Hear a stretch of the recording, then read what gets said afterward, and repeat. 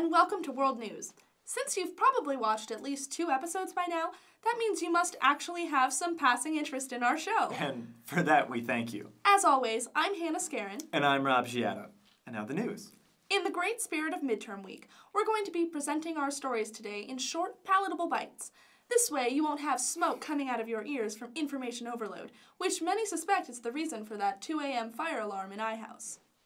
In the world of music, Zayn Malik dropped a single that took the world by storm. The same people who grudgingly accepted that Justin Bieber has upped his game are also grumbling about how good the track is.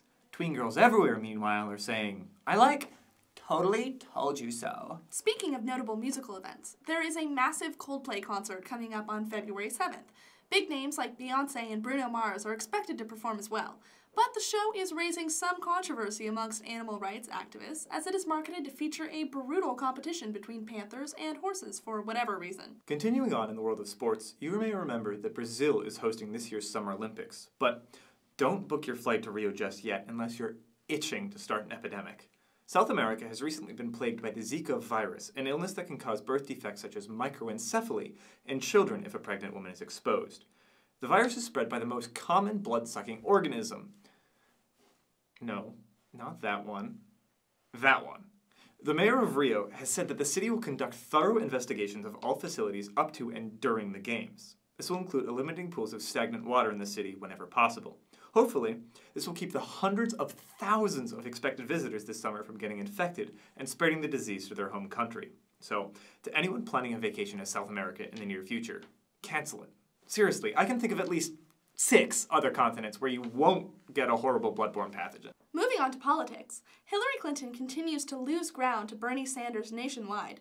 Evidently, with Martin O'Malley essentially out of the race, the various left-leaning bigots of America have decided that if they were forced to choose, that they'd rather have a Jewish man than a woman in office.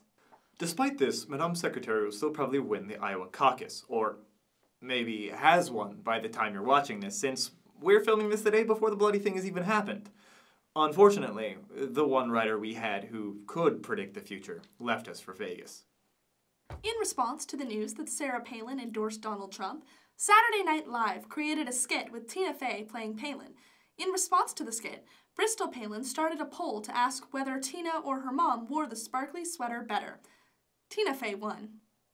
Speaking of Trump, the Washington Post reported that 69% of people are anxious at the prospect of a Donald Trump presidency. And we can report that 100% of people find this percentage funny. Lastly, with Trump... Careful. I've heard a rumor that if you say his name 3 times in a row, he'll come and try and deport all of the minorities. I'm Hispanic, Hannah. That's how I got into UChicago. Please be careful. Okay, the real estate tycoon skipped the Republican presidential debate this week, turning what was set to look like an episode of reality television into an even worse episode of reality television. The main objection he had was to the moderator, Megyn Kelly. Trump... Careful. You-know-who has launched numerous Twitter attacks and objections ever since Mrs. Kelly called him out regarding his views towards women. As a fellow blonde woman delivering news that makes sane people laugh, I applaud Mrs. Kelly for her efforts. However, watching Ted Cruz and Marco Rubio debate the handling of ISIS just isn't as entertaining as hearing Donald calling Carly Fiorina ugly. But that will not stop us from still rounding up the debate results for you. Here we go.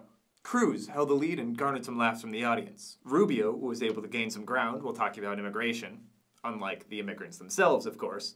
Jeb really put the exclamation point back in Jeb when he attacked Rubio's apparent flip-flopping on crucial issues. So, who won? Well, Iowa, of course, because those corn-loving people really drive a mean caucus. Just ask former presidential nominees Mike Huckabee and Rick Santorum. We would also, on a graver note, like to extend a note of sympathy to Governor Chris Christie, who heard that Oprah lost 26 pounds on Weight Watchers while still being able to eat bread. The governor, tragically, has not seen successful results on his exclusively bread-based diet. Finally, we leave you with a little perspective to keep in mind while you get that last-minute cramming in.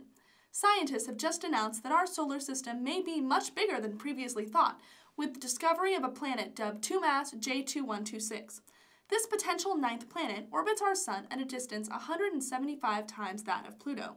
This puts the distance from us at about 1 trillion kilometers. This was about perspective, so here's the reassuring part. You were so small and so insignificant in the old solar system, but now you matter even less. 175 times less, to be exact. So, failing that midterm last week, that really doesn't matter. And if you're interested in physics or chemistry, you can be reassured by that all of your failures aren't going to be wiped away by the inevitable heat death of the universe.